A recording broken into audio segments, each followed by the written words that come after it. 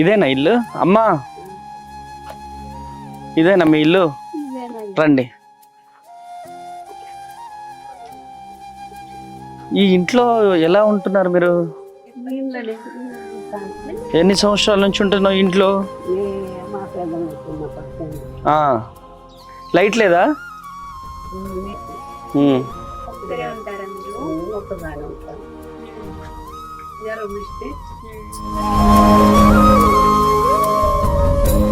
అమ్మా ఏంటి మీ పేరేంటి?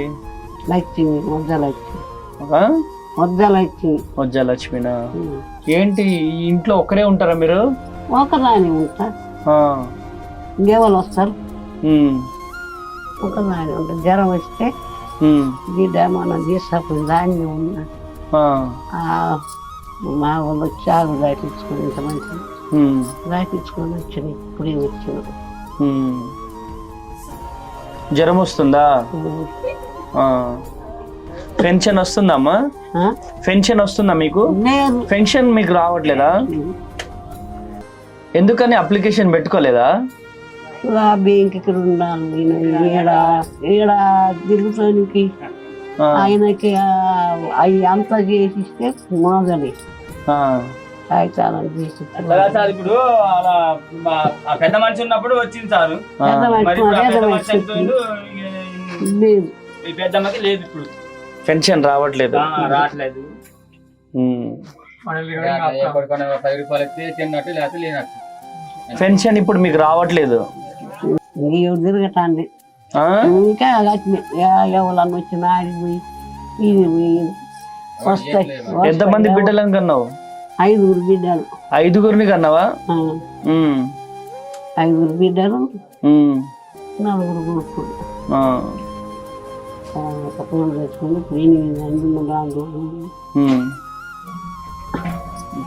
జ్వరం వస్తే బిడ్డ తీసాపోయింది. ఇప్పుడు ఈ వర్షంలో ఈ బురదలో మీరు ఒక్కరే ఉంటున్నారు? ఒకరు కూర్చుని ఒక్క వాన రాని ఒక్క నీళ్ళు. ఇక్కడే వండుకుంటారా? అక్కడ వండుకుంటారు. ఓకే. ఏం వండుకున్నారు మరి?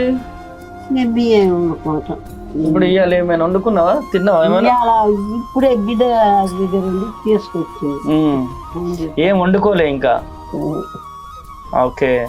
ఏమున్నాయి ఇంట్లో? అసలు ఏం లేవుగా?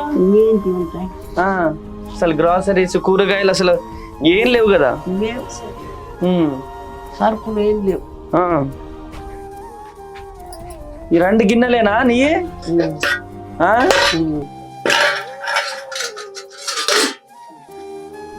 అసలు ఏం వండుకోలే తినడానికి కూడా?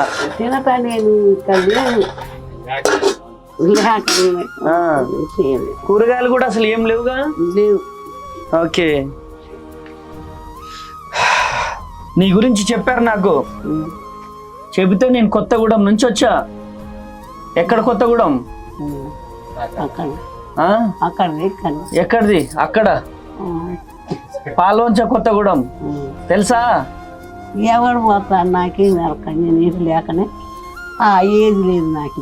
ఎప్పుడైనా విన్నావా భద్రాద్రి కొత్తగూడెం? ఎప్పుడు రాలే. నీ గురించి చెబితే అక్కడ నుంచి నిన్ను చూద్దామని వచ్చిన.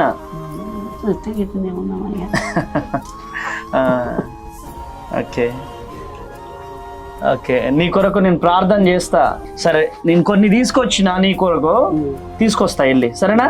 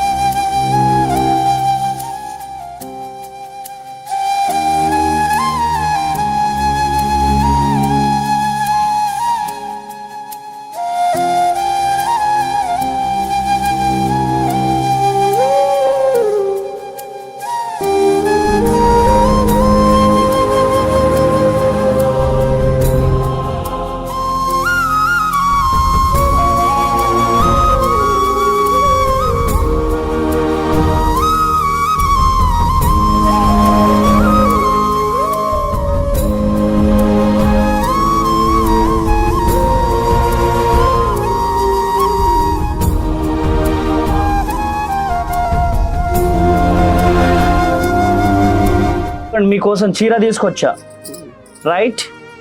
అండ్ అదేవిధంగా ఇగో చక్కటి బెడ్షీట్ తీసుకొచ్చా,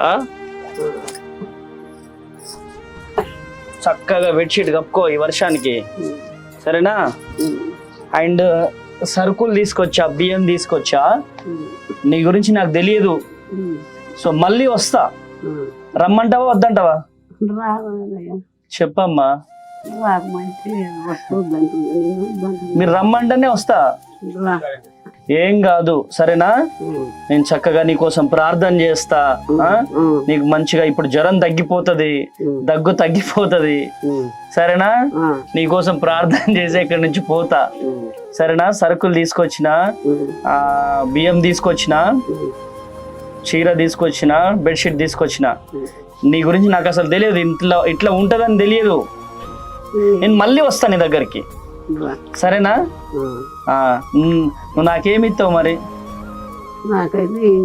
ఏం లేదు బిడ్డ, సల్లంగా బతుకు కూడా కానాలా, నన్ను అనాలా? నువ్వు దీవిస్తావా నన్ను? ఇదిగో నేను కొంత డబ్బులు ఇస్తాను నీకు, సరేనా? ఈ డబ్బులు టాబ్లెట్స్ కి మంచిగా యూజ్ చేసుకో, సరేనా? సరేనా? రైట్, మరి వెళ్ళేసి వస్తా, మరి జాగ్రత్త.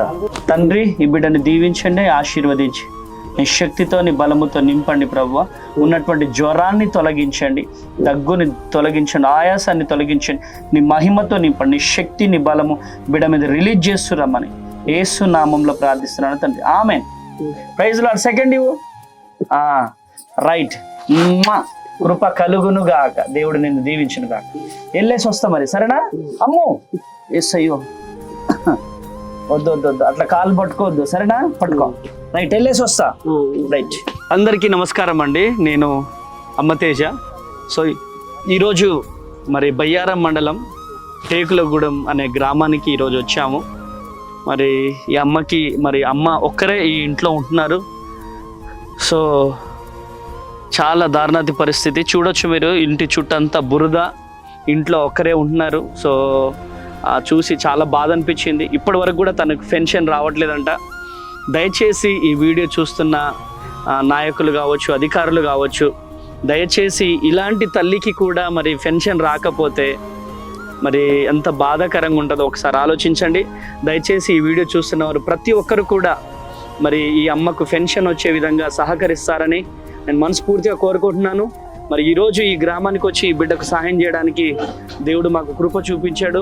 మరి సమస్తమైన మహిమ ఘనత యేసుకే కలుగును గాక. Praise the lord. ఓకే, తడవకు, ఇంట్లోకి వెళ్ళు, జ్వరం వస్తుంది అసలే, వెళ్ళు, జాగ్రత్త.